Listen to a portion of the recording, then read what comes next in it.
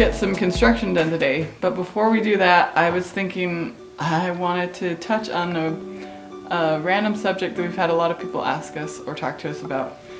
One of the things that we tell people, of course, when we meet them is that we live in a fixer-upper, if the subject comes up. But then usually people end up saying, whoa, I could never do that. And I always laugh inside and I'm just like, well, you could. The real debate is whether or not you would handle it well or choose to handle it well. Because my point today is that it's pretty much up to us to decide how we handle things. And so my video today, I guess, is going to be about how to handle living in a fixer-upper and handle it well. So to start, I want to create an analogy. So let's say you're a professional photographer and you are in a location that is not optimal. Can you take a phenomenal photo? My answer to that is yes. And so just like a photographer can take an amazing photo, it all depends on how you focus your lens.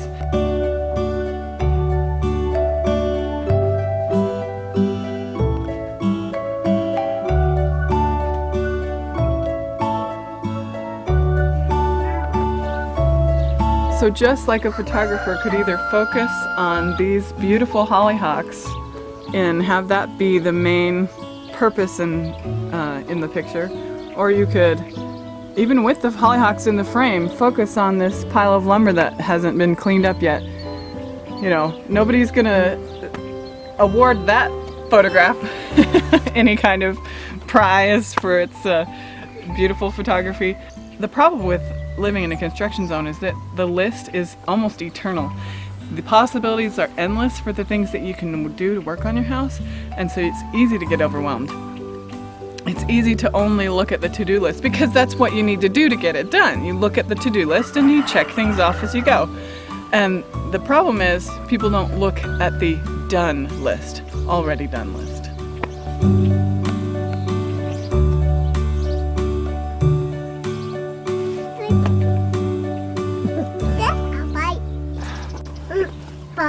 Puppy. To stay positive, there's a little song that you can sing, and it's called Count Your Many Blessings, and it goes, count your many blessings, name them one by one, and it will surprise you what the Lord has done. And that's something that I have done in the past, because our house hasn't been this beautiful, believe it or not.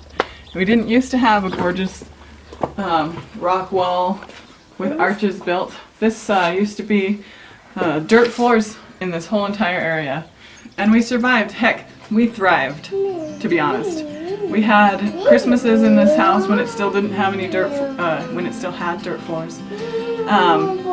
It's all about how you focus your mental lens. And we focused it on what we had.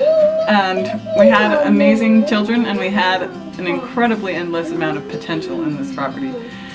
That's something that you just have to keep reminding yourself and counting your blessings and literally naming them one by one.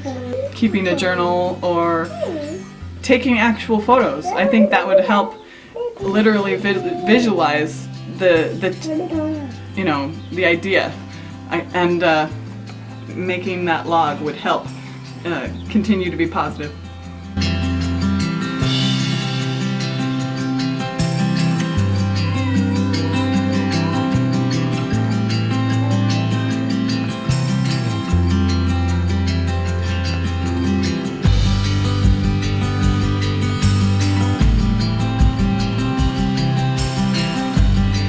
I just wanted to take it to an extreme example really quick.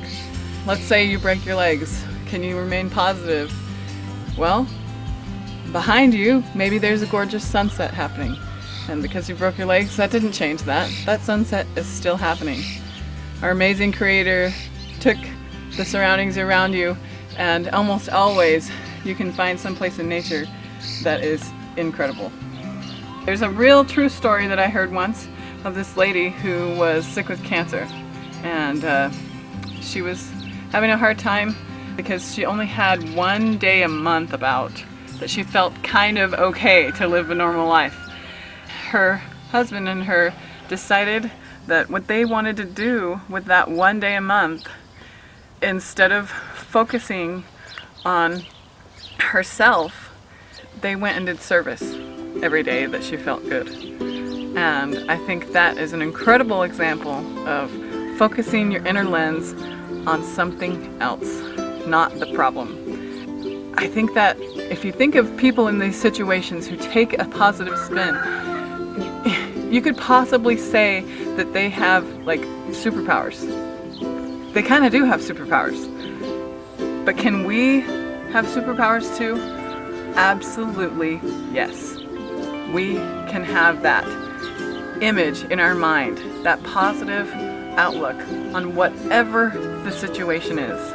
Whether it's in our control to fix, like living in a fixer-upper, or something that's out of our control, we can stay positive.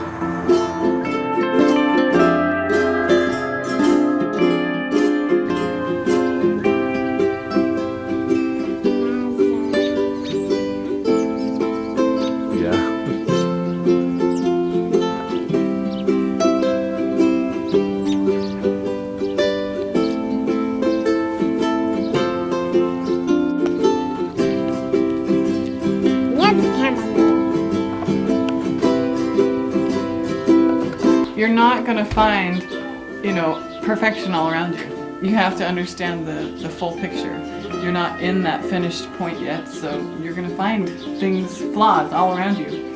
Reminding yourself of that grand picture can bring you happiness as long as you remain patient and understand that what the true, real important thing is staying in the now and taking what's right in front of you and enjoying it. And for us, that's having a finished house is an end goal, absolutely. We're not going to live in an unfinished house forever, that's not the plan. But we don't have a finished house right now, and we do have kids, and focusing on keeping them happy, and that's really the eternal goal, and that's honestly why we even started building a house, was to give our kids an amazing life. Slowing down a bit and taking time for those little things that's how we do it, and that brings us true joy.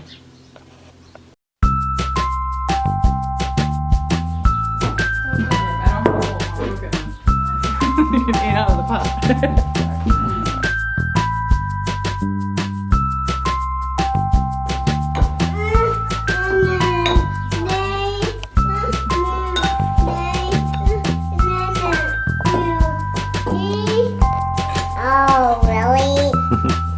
Mommy's getting it for her right now.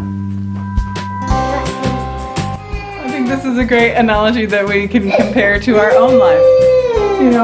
A child asks for a bowl of rice, and then you do exactly what they want by putting the rice in the microwave and getting it ready, and then they start bawling. And you think sometimes we do that exact same thing. We ask God for some kind of blessing, and He's doing exactly what we asked, but we start bawling as soon as He starts, because we have no idea that He's actually doing exactly what we asked. We just are too young in our eternal minds to understand.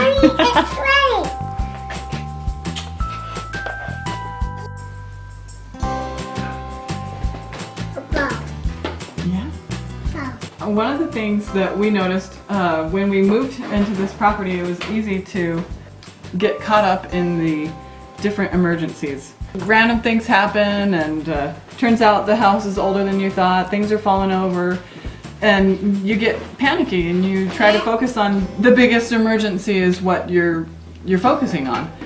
And I think that one of the things that it's easy to lose sight of is what is the biggest emergency of all. And I think that is the happiness of the family. And so we purposely slowed down. When we didn't have a mortgage anymore, we thought that everything would relax and we wouldn't feel stressed out anymore. Well, we were really still stressed out because the house was ever present. It's good to zoom out and try and remember what the real reason is. And that's family. For us, that's why we're here. I want to challenge you to look around you and count your blessings. In fact, you could even look around right now, and no matter where you are, there's something beautiful. Challenge yourself to take a photo and count your blessings by taking pictures of those things around you, most especially when you're not feeling like they exist. Just look around and you'll find something if you look hard enough. And it will surprise you what the Lord hath done. This is the end. That's the end.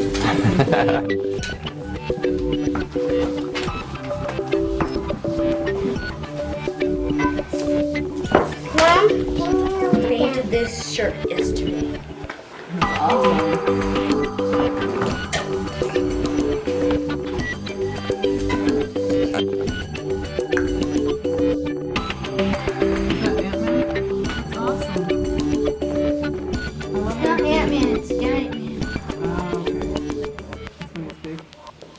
We would love to see the blessings that you count, and so I want to extend the challenge even into the realm of Facebook and all the different social media. Hashtag your posts with A&H, so A&H blessings, and then we'll be able to share our blessings with each other and have some fun.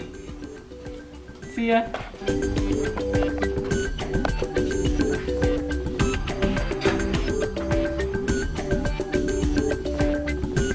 It's